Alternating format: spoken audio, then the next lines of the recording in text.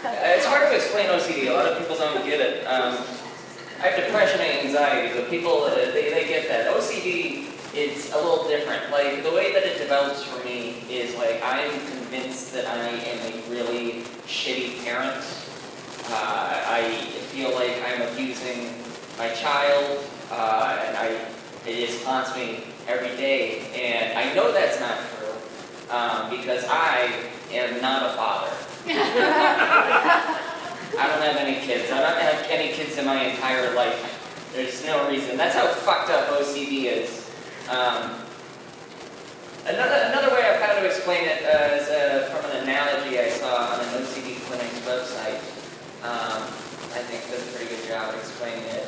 Anxiety, we all know anxiety. Anxiety is like getting on an airplane and thinking, oh no, what if someone hijacks this airplane? OCD is getting on the airplane and thinking, oh no, what if I hijack this airplane? And then they start freaking out because you don't know how to hijack an airplane. You don't even know how to fly an airplane. Why are you going to do this? How are you going to do this? And so you just strap yourself in, making sure you physically cannot hijack the airplane. And then the plane lands. And you're like, whew, that was a close one. I almost hijacked that airplane. Did you guys have a good 4th of July? You know, I didn't. I spent it with my grandma. My grandma's 98 years old. She's too old. I'm going to recommend it. We can't really do a lot of things together. Like over the 4th of July, we played her favorite game, Chinese checkers. That's what she calls chess. And then I used to take her on walks. I'd give her a ride in her wheelchair, but I had to stop doing that after the skate park incident. She can't control herself around those places. But I still, for her health, I still take her on walks. Now I just put her in her wheelchair on a treadmill and I push her for about 2 hours. For her health, you know. My grandma tells me the same stories every year from her childhood, and one in particular really stands out. My grandma thinks this is a very endearing story about her father. So what happened, the year was like, I think 1935, my grandma was a child, and her father received a call from the bar telling him that a local man named Jack had gotten really drunk at the bar and was starting to talk about how he was going to kill his wife. And then he got in his car and drove home. And the man wanted to see if my great-grandfather could stop him on his way.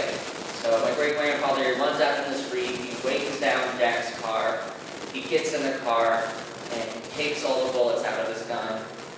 And then he gives him the gun back and he sends him on his merry way. End of story. My grandma thinks this is very endearing, and I know it sounds horrifying, but what you don't know is it was the year 1935. Back then, it had been invented that you could shoot your wife to death with a gun, but no one had invented beating your wife to death with a hard revolver, so she was fine. Don't need to worry about it. And finally, I asked my grandma what happened to this happily married couple when he got home, and she said, oh, he beat her to death. I said, Jesus, Grandma, why would you tell us this story? She says, well, it's really good until you get to that part. My grandma still has the bullets. It's weird. It's fucked up. I saw something on the internet that said, if you ever feel like you're never going to meet your goals, just remember that Vlad the Impaler didn't even start impaling people until he was 39 years old. He's still out of time. And I think that's really nice, because if I'm 39 years old and the comedy career still isn't really working out, I can always start impaling people. You know how many people you'd have to impale to be known as the impaler for history? Like 4. You don't have to do it that often. People will take note after the first one. You know, they said, when the Wright brothers said that they were going to build a flying vehicle, people said, you're crazy. Okay? When Elvis invented the genre of rock and roll completely by himself. People said he was mad. When Woodrow Wilson gave women the right to vote, proving himself to be the greatest feminist of all time, people said, "What are you doing?" When Barack Obama gave his "I Have a Dream" speech at Princess Diana's funeral, people said, "You don't belong here." When Amelia Earhart did whatever she did to get famous, cooking, I think, people said, "You're crazy." And so when I applied to be a part of Harvard's history department, and they said I was wildly underqualified and rampantly sexist, I said, "Just you watch." When I tell people that I got bullied a lot in high school, they're rarely surprised, which is mean. I had a friend who didn't know me in high school. He said, "Oh, were you bullied because you were a ginger?" And I said, "No, that wasn't the reason." And he said, "Oh, was it because you're ugly?" I said, "No, that wasn't the reason." And he's like, "Oh, is it because you're stupid?" And I was like, "The fuck? No." And he said, "Oh, well, maybe you were just really insecure."